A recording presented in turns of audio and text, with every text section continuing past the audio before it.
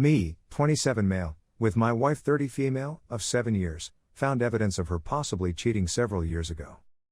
I dug and I wasn't searching for anything, but her Facebook was still open, and I was interested. In June 2011, I had a short interaction with a person over the course of approximately a week. It begins innocently enough, and she even encourages him to contact her if he can keep it polite. I only know fragments of the chat since I presume the most of it took place through text messaging. But what I do know is that after approximately 5 days of conversing with a person she's never met in real life, she's telling him that she's soaking with a winky face. Then have her boyfriend do something about it, haha, he responds. She then explains that she was simply giving him what he wanted. This man she'd never met in person and had only spoken with over Facebook. We had gone through an extremely dark phase 2 years previously. Ms. had twins in mid-2009, which led her to have a terrible depression, and we had a lot of ups and downs for a long time. I assumed she was sad, upset with me, or that I wasn't paying enough attention to her at the moment. When I checked our Facebook messages at the same time, it was a pretty fun exchange. We shared a house, and still do, at the time, and I could tell she was out of town for the weekend visiting relatives. But our communication includes calling each other pet names, her telling me that she loves me, and a lot of back and forth lols. We seemed to be having a fantastic time. She messaged me and said, "You scream, I scream, we all scream for ice cream." I compared the 2 time periods, and she's having this chat with me, this wonderful, personal, and loving talk with me, while telling another man that she's soaking. It totally breaks my heart. It's 4:30 a.m., and I've been up all night going through all of this, and it's evident that she, not him, was pushing the filthy talk. I also discovered another communication from January 2012 with a man she had up with before we were together, in which she tells him that he makes her want to do wicked things since she used to enjoy him so much. Then she had to go to the shower in humiliation since she regrets saying it. I could see she was hesitant to say it because of the build-up, so I'm not sure why she did. We've had a great 3-year-old daughter, acquired a dog, and purchased a home in the 4 years since. I'm at a loss on what to do. On Friday, I have an appointment with a counselor with whom I will discuss this. I don't think I'll be able to wait till Friday. We'd be there right now if our kid wasn't in the picture. This stinks since we were only hours before curled up on the sofa beneath the covers, and I was holding her in my arms for 45 minutes. We just spoke and had a wonderful and private discussion. I don't even know who sent those texts to those other males. I don't have proof that she cheated since both of the other men were in relationships at the time and ended it quickly. But that makes me question how many other times someone else went along with it that I'm not aware of. I can't even think clearly. Yesterday began in a worst manner. I only got 3 hours of sleep, if that, and couldn't eat anything all day. As of Monday night's supper, I still hadn't eaten. I brought my kid to the paternity testing clinic yesterday when picking her up from school. Wife was at the doctor. I planned the dates, and she informed the second person she wanted to do wicked things within 9 months and 3 days before my daughter was born.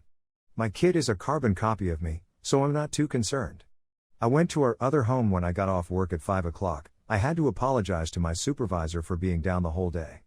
We are in the midst of moving into a new home, and not all of our belongings have yet been removed from the previous one. Our mementos are still at the previous home. What she had given me from the time period of the chats. It hurt. A lot. I stuffed them in my trunk. I had planned to wait until Friday after speaking with my counselor, but I simply couldn't. She could sense something was wrong the moment I came in. I also grabbed a beer after work to try and make the night easier. I couldn't keep up the act. I didn't want to talk to her or even look at her, and she could tell.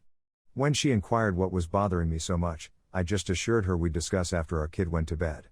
I spent the time between arriving home and her going to bed with odd errands simply to avoid having to look at her.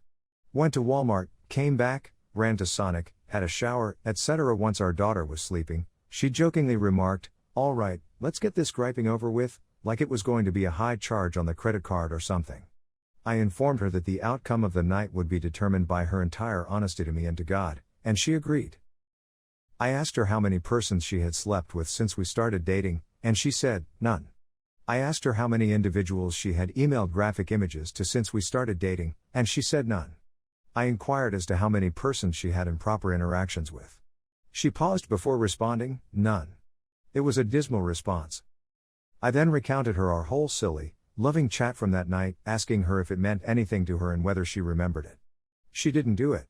I encouraged her to remember the date and time of our chat, June 7, 2011.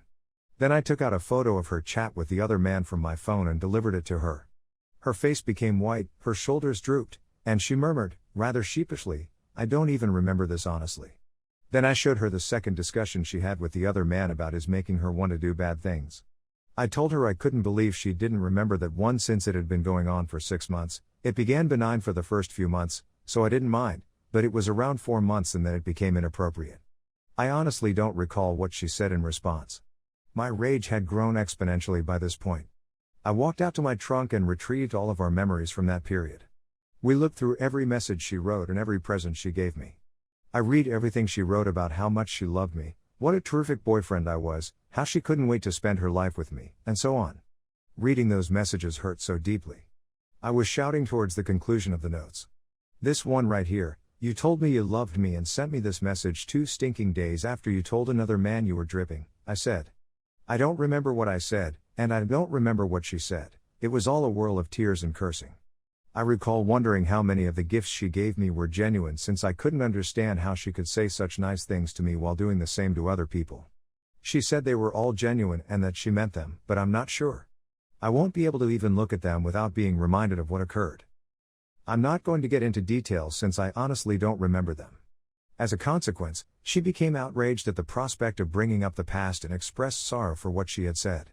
She continually told me that she was not the same person she had been before our child was born, and that she had changed since then. Because I have seen no evidence to the contrary, I have complete faith in her. Our daughter was instrumental in bringing her out of despair and transforming her into a cheerful person, and I really believe that these messages were the consequence of a tough era in our life. She did bring it up, explaining that she was merely looking for someone to talk to, someone to take her mind off things. The rest of this is simply a jumbled up paraphrase of what happened over a few hours, so take it with a grain of salt. I had hoped that having everything out in the open would make me feel better, but that hasn't been the case.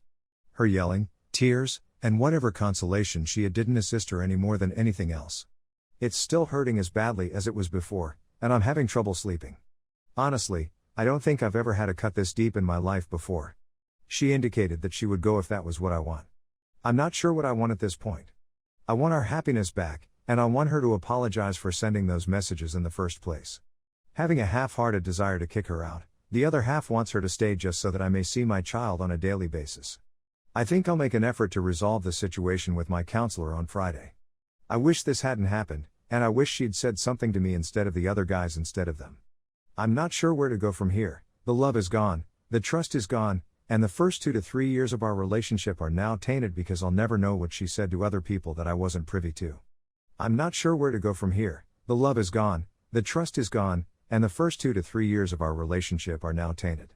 I don't even want to think about the first few years we had lived together in the same house. I guess I'll simply go with the flow of each day and see where it leads me from here.